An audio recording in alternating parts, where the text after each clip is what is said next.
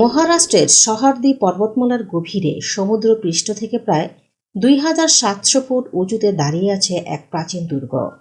নাম তার রায়গড় ফোর্ট। দিনের আলো এটি ইতিহাসের গর্ব, কিন্তু রাত নামলেই অনেকের মতে এই দুর্গ যেন জীবন্ত হয়ে ওঠে। অদ্ভুত শব্দ, অদৃশ্য পদচারণা আর অতীতের ফিসফিসানি, সব মিলিয়ে রায়গড় আজ শুধু একটি ঐতিহাসিক স্থানই নয়, বরং ভারতের অন্যতম রহস্যময় দুর্গ। এই দুর্গ একসময় ছিল মারাঠা সাম্রাজ্যেরই হৃদয়। এখান থেকেই ছত্রপতি শিবাজী মহারাজ গড়ে তুলেছিলেন এক অপ্রতিরোধ্য শক্তি।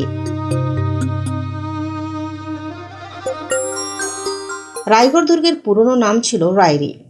1656 সালে শিবাজী মহারাজ এই দুর্গ দখল করেন এবং এটিকে নিজের রাজধানীতে রূপান্তরিত করেন। দুর্গের অবস্থান ছিল এমনভাবে পরিকল্পিত যাতে শত্রুর পক্ষে আক্রমণ করা প্রায় অসম্ভব হয়ে পড়ে। 1674 সালে এখানেই অনুষ্ঠিত হয় সেই ঐতিহাসিক মুহূর্ত, শিবাজী মহারাজের রাজ্যাভিষেক। হাজারো মন্ত্রোচ্চারণ, ঢাকঢোলের শব্দ আর প্রজাদের উল্লাসে রায়গড় সেদিন হয়ে উঠেছিল মারাঠা সাম্রাজ্যের পবিত্র কেন্দ্র। এই দুর্গে ছিল রাজসভা, রানীদের বাসস্থান, সেনানিবাস, গোপন সুড়ঙ্গ আর বিশাল শস্যাগার। কিন্তু ক্ষমতার সঙ্গে সঙ্গে আসে ষড়যন্ত্র, যুদ্ধ আর রক্তপাত, নেমে আসে ধ্বংস।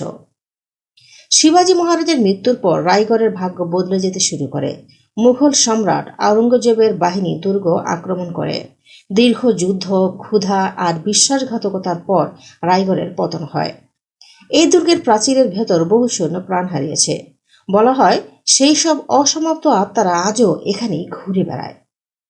সূর্য অস্ত যাওয়ার পর রায়গড় ফোর্টে প্রবেশ নিষিদ্ধ। সরকারি নিয়ম অনুযায়ী সন্ধ্যার পর এখানে থাকা যাবে না, কিন্তু স্থানীয় মানুষ এবং কিছু পাহাড়ি গ্রামবাসীর দাবি, রাত নামলেই দুর্গের ভেতর থেকে ভেসে আসে অদ্ভুত শব্দ। কখনো লোহার তলোয়ারের ঠনঠন, কখনো বা ঘোড়ার হ্যাঁসরা, আবার কখনো অস্পষ্ট মানুষের আর্তচিৎকার।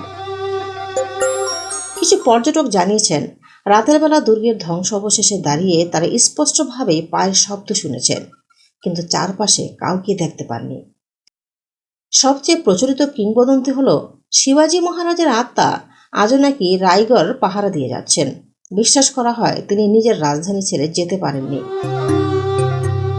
স্থানীয় গাইডরা বলেছেন কখনো কখনো গভীর রাতে রাজসভা অঞ্চলে হালকা আলো জ্বলে উঠতে দেখা যায়, যেন মশালের আলো।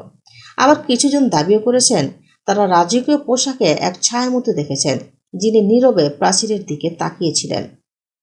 রায়গড় দুর্গের সবচেয়ে ভয়ঙ্কর জায়গাগুলোর একটি হলো হীরাকানি বুরুজ। এখান থেকে এক নারীর আত্মত্যাগের কিংবদন্তি ছড়িয়ে আছে। রাতে নাকি এখান থেকে কান্নার শব্দ শোনা যায়। আরেকটি রহস্যময় স্থান হলো মহাদরওয়াজা। বলা হয় গভীর রাতে এখানে ভারী দরজা খোলার শব্দ শোনা যায়, যদিও দরজাগুলো শতাব্দী ধরে বন্ধ। ইতিহাসবিদরা এসব ঘটনাকে ব্যাখ্যা করেন ভিন্নভাবে। তাদের মতে পাহাড়ি এলাকায় বাতাসের চাপ, গুহার প্রতিধ্বনি আর পুরনো কাঠামোর ফাটল থেকে এসব শব্দ তৈরি হতে পারে। কিন্তু প্রশ্ন হলো, সব শব্দ কি ব্যাখ্যা করা যায়?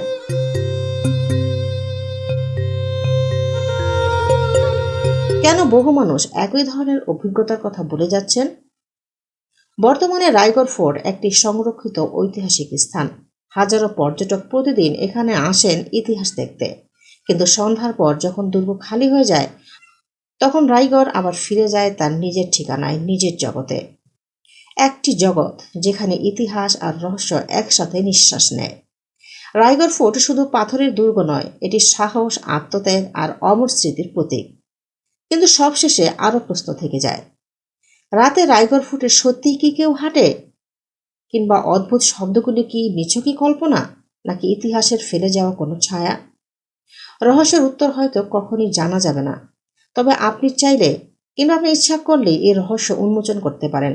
তার জন্য আপনাকে যেতে হবে রায়গড় ফোর্টে। এবং আপনি যদি কখনো রায়গড় ফোর্ট ঘুরে আসেন, তবে আমাদের সাথে শেয়ার করবেন। আপনার সেই দেখা এবং জানা কথাগুলো ছড়িয়ে দিব বিশ্বের কাছে।